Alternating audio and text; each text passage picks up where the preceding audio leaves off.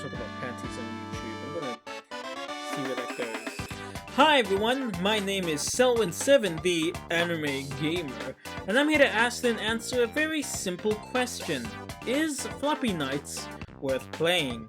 Floppy Knights is a tactics deck building game developed by Rose City Games, who are also its publisher. It's available on the Xbox Game Pass from around $10.95 USD or around $15.53 AUD, or on Steam at around $28.95 AUD or $20.76 USD, at least at the time of this recording. I'm currently playing the Steam PC version of the game, and so what's going to be happening is I'm going to be giving my first impressions of that. I'm going to be giving my first impressions of the Steam version.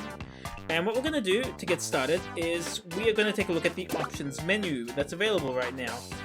Currently, there isn't much to see here. You've got music, you have sound effects, you have the option to turn on and off the rumble feature. I do not have a controller. I am playing with a mouse and keyboard, so I'm not going to be taking that into account. And also there's the option to move your characters fast on the battlefield. What that means is that it just increases their speed per each turn, because this game is also a turn-based game. This does not affect your turn while playing, it just affects your character's movement speed.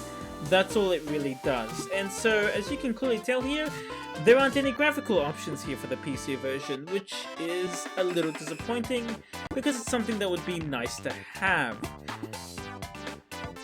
Alright, so let's move on to gameplay. Okay, so I've skipped ahead past the intro of the game itself. We're in the final stages of the second level and in the tutorial. And the way that gameplay works here is, as I said before, it is a tactics game, is that you will have in your hand a commander card that you will mark. Okay, so I've skipped ahead past the intro of the game itself. We're in the final stages of the tutorial and the second level. And the way that gameplay works is that you will start off with a commander card. This card is pretty much the king. It's the one that you need to keep alive. If this card dies, if this character card or monster card or however you want to call it, if its health goes to 0, then it's game over. And as you can also clearly tell here, each character card has a health, an attack power, a speed indicator, and it has a range as well. The range is pretty much, and its speed is equal to a square. So Captain Thistle here can move 3 squares and he can attack at melee in around 4 directions any enemy that's around 1 square. So if we try to make him attack diagonally, it's not going to work. No, instead we need him to attack head on, like so. So there we go. That's done. I am now going to move here to this forest area. The reason being is that forests provide mobs or characters or monsters or whatever armor. It gives you an armor buff which can absorb damage, which will be useful against these goblin grunts. And you can check what the stats of any opponent mob is by simply right-clicking them. So as you can clearly see here, I have around 2 turns left, or 2 turn or move points left, and there is a total of 5 per each turn. These do not stack. These will pretty much need to be spent when you end your turn. Well, you don't need to spend them, but they will not stack into more turns, so that's something to bear in mind. When you end your turn, all your cards will go into your discard pile. At the end of your opponent's turn, they will then go back into your deck. Each deck can have a maximum of 30 cards or a minimum of 12 cards, so depending on how many cards you have in your deck, you could pretty much use the whole discard mechanic to your advantage. You know, you could try to save up a card to something that you could really need to appear later, like, you know, you could have something like Exodia. This game doesn't have Exodia as far as I can tell. So what we're going to do is, seeing as this guy's going to probably get jumped, we are going to give our Captain Thistle here an some extra health. Also, some mob cards have signature cards, so that when you spawn them, you'll get pretty much a new card for free. And sometimes, like Hop over here, they don't cost any points at all, which is really useful here, because what we want to do is we want to murder this goblin here. We want to keep our king, we want to keep our Captain Thistle here, we want him alive. But unfortunately, things do work out, because I forgot you can just attack. Each character has one attack per turn. Any extra attacks you need to make will have to be spent by using a card. Also, we're gonna summon this Spitoonie here, which is a ranged mob. We're gonna use him if when these guys get closer. So we'll end my turn and we'll move on next.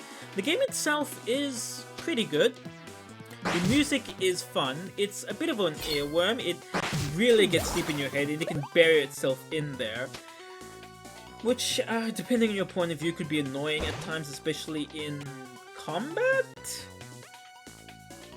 Because the combat music does seem to be pretty much the same all around. Also, you might have noticed that when my Succulent Kicker died, I gained a trash card or a waste card. That's going to happen each time your mobs die. If your commander card dies, it's game over. If a mob dies, you get a wasted card, which pretty much is going to fill your deck with trash, and you're going to be given a choice, you know, in your hand whether or not you want to just get rid of it or keep it, depending on, you know, your card rotation and what you're really after. So let's see, I've got around 5 points left.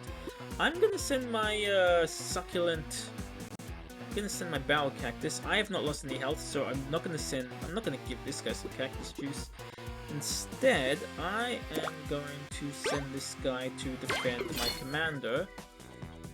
And seeing as this guy can attack in all directions, Barrel Cactus over here with his 3 attack points, I am going to move my Spitoonia nowhere because I can't move. So I'm just going to summon this guy instead. And I'm just going to have him attack this goblin. I'm going to, like, put the hurt on him. And you know what? We're gonna put the hurt on him again. We're gonna kill him real good. Let's see. He's got 2 health. I have 2 attacks. So yeah, I'm gonna get rid of this guy right now. You might have noticed that there is another deployment zone over here, just like this one. Sometimes that'll show up in the game itself. If you capture it, you will pretty much have the chance to just summon any card, any monster card or character card in your hand to this zone. As far as I can tell, you don't need to hold it. As long as you unlock it, you'll be able to just deploy any mob there, meaning you don't have to reclaim it, which is quite convenient. Okay, so what about the art style of the game itself? It's fairly cartoonish. It's almost like, kind of like a mix between stickers and cardstock. I mean, it's cute, it's cuddly, it's kind of like Pokemon. However, that said, the game doesn't play like Pokemon. Personally, I was hoping that, you know, you'd have something like a tactics Pokemon battle going on here, but this is pretty much just a card-based tactics game. Now, in order to actually get those cards, what you will need to do, or what you can do, is you can unlock them by completing levels. You can, of course, replace your commander card if you have more than one, but what you can also do is you can also craft your cards. You pretty much get them with these. You can pretty much unlock them with these coins. There isn't really anything more to these crafting. It's fairly straightforward. You just need to unlock them with the coins that you earn while defeating enemies. And that's about it. Okay, so is this game worth playing at around $30 Australian or $20 USD? If you're in the US, then I'd say so, yes. I mean, the game is fun. You do have to figure out how you're going to beat each opponent. There's a story that, while not complicated, is engaging, but as an Australian consumer, as someone who's buying games at around half the price of a AAA game, which can be around $30, $60 to $100, I'd say it's probably a good idea to just wait until this game comes on sale. This isn't something that... I mean, if you've got that itch, like if you need to play a game to pass the time, kill some time, then yeah, go for it. Buy Floppy Nights, get this game. But, you know, if you're waiting for another game, this is a waiting game. This is a game that you would play between now and months later, maybe halfway to the release of a AAA game. This is a game that you would buy if you just need something, if you need some time to kill. But generally speaking, is it worth $30? No. I don't think it's worth $30. I think maybe it's just a good idea to wait maybe for a 10% sale until the price gets lowered down to maybe 25 AUD. I would buy this game, but I'm not going to pay $5 more.